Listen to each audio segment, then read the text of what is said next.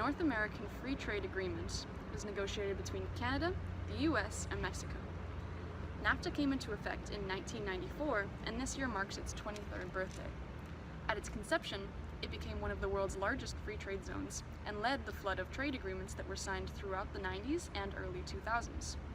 The deal required that no country could give preference to domestic or non-state member investors over those from other member states. NAFTA has received a great deal of criticism over the course of its career. It is often seen as a symbol of globalization in North America. The Comprehensive Economic and Trade Agreement is a free trade agreement between Canada and the European Union. CETA was negotiated between 2009 and 2014 and passed in February of this year. It will see provisional implementation beginning September 21st. Negotiations were largely conducted in secrecy and without public knowledge. Trade unions, civil society organizations, and even MPs were excluded. Meanwhile, big business enjoyed significant influence throughout the process. The deal boasts a modernized agenda and is being held up as the model for a new generation of free trade deals. Since it's impossible to look at it in a vacuum, it's difficult to say just how much NAFTA has lifted up Canadian GDP. What we can say, however, is that it has spurred foreign direct investment and has supported our import-export economy. Since 1993, US and Mexican investments in Canada have tripled. US investment, which accounts for more than half of Canada's FDI stock, grew from $70 billion in 1993 to over $368 billion in 2013. As of Canada's trade liberalization, Canadian exports to the United States grew from $110 billion to $346 billion. Spikes in these trends following the deal's consummation point to NAFTA's influence. By nature, NAFTA reduces the price of goods for consumers. Companies are better able to optimize production of goods so that costs go down, and the removal of tariffs on foreign goods slashes extra dollar value. NAFTA reduced government spending. That's because each nation's government contracts became available to suppliers in all 3 member states. That increased competition and lowered costs. Government spending could then go elsewhere. One argument that's often cited in favor of free trade in general and NAFTA in particular is that it strengthens the diplomatic ties between countries. In other words, countries that are economically interconnected are less likely, the theory goes, to experience diplomatic or military conflict. Post-NAFTA, it is argued the heads of state of the US, Canada, and Mexico meet more frequently and put a higher value on their diplomatic relations. NAFTA is a senior citizen of trade deals. It was signed near the beginning of the global movement towards trade liberalization, and it was a pioneer of continental free trade agreements. Since it had been around for so long, it's hard to retrospectively prescribe judgments regarding its effectiveness. NAFTA has become a sort of whipping boy for globalization and all of its woes. That means that we're unsure what costs and benefits NAFTA did deliver to North America and which were just an unavoidable consequence of a developing world. Many of NAFTA's benefits, like job creation, GDP growth, and diversification, are disputed. One benefit that is generally agreed upon is supply chain integration. Free trade deals are all about taking advantage of diversity, so supply chain integration was perfectly suited to it. NAFTA made it easier to do research and development in one country, manufacture parts elsewhere, and assemble in the other country. NAFTA's advocates usually point to the revitalization of the North American auto parts industry and the aerospace industry. The process of supply chain integration can initially cause company relocation and lost jobs, but ultimately it optimizes production. While it's difficult to definitively place the net number of jobs created and lost by NAFTA, we can identify sectors and industries that suffered. Since NAFTA optimized supply chains, many manufacturing jobs crossed borders to Mexico. In turn, both the US and Canada saw a rise in post-secondary educated jobs. Still, this cannot erase the damage to families who relied on high-paying manufacturing jobs. NAFTA allows easy industry relocation and makes it appealing. When a factory is built across a border, jobs are relocated. While that can hurt nations individually, it's often still positive in the big picture by many measures. An unexpected side effect is the suppression of wages. As the job market in these industries becomes scarcer, workers are willing to work for less money to their detriment. Workers in Mexico did not necessarily get much better conditions since companies emigrated there in order to exploit the economic climate. Even companies that stayed in Canada were able to suppress wages simply by means of the threat of taking work elsewhere. This evaluation has put an emphasis on the pros and cons of CETA and NAFTA for Canada. There are some negative aspects to NAFTA, however, which don't directly impact Canada. While NAFTA has endangered some of Canada's human rights laws by shifting power to corporations, Canada is fortunate enough to be able to weather it. Most violations of human rights tied to NAFTA have taken place in Mexico. When Canadian and American produce overtook Mexican, many Mexican farmers were forced to find alternative work. Some were exploited in substandard conditions as a result. While this occurred outside of Canadian borders, human rights violations are of significance to us all. Breaches of human rights laws are unacceptable and should be taken as a NAFTA con for Canada. Moreover, we mustn't neglect the reality that industrialized land development has not always had the consent of the Indigenous peoples of Canada. This has indirectly led to more poor living conditions and poverty for those vulnerable populations. The primary objective of a free trade agreement is to increase trade and boost GDP. Like NAFTA, CETA is expected to do this very effectively. CETA's provisional implementation will eliminate all tariffs between Canada and the EU. Over the next 7 years, more tariffs will be transitioned out. The removal of tariffs is expected to boost Canada-EU trade by up to 20%. This translates to an additional $12 billion for Canada's economy and $17 billion for the EU's. The deal will undoubtedly increase GDP and growth on a national scale. Easier access to the EU opens up new markets for Canadian firms. Not only will our business profit from the deal, but world-class Canadian products will have a better chance to compete on a global scale. In theory, this promotes innovation and a natural selection of sorts for the best goods. Canada's renewed trade with Europe should relieve some of our dependency on American goods and markets.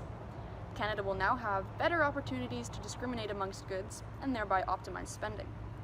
CETA also makes a point of protecting Canada's interests in the event of a US-EU trade deal. This kind of preemptive power is invaluable to Canada. One of the big selling points of CETA is its attention to modernization. CETA is a big deal for Canada and for Europe. The TPP having fallen through, it will be the most significant trade deal signed in the Northern Hemisphere for the past decade or more, possibly since NAFTA. As such, CETA has tentatively attempted to tackle previously taboo topics in the name of modernization. It addresses areas that NAFTA hasn't even come close to touching, even after acknowledging the ongoing updates. CETA will deal with more than just imports and exports. It recognizes the fast-paced nature of modern businesses. The deal will place a higher importance on global value supply chains, investments, public procurements, intellectual property provisions, and labor mobility. In that sense, CETA operates in a larger context than NAFTA does, and it takes on a fresh perspective.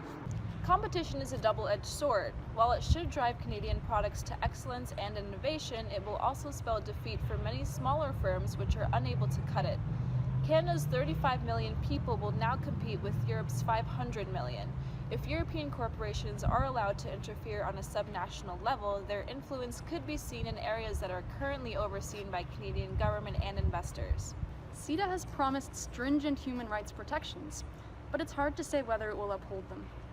Generally, free trade agreements allow multinational companies to more easily relocate, with the end goal of minimizing costs.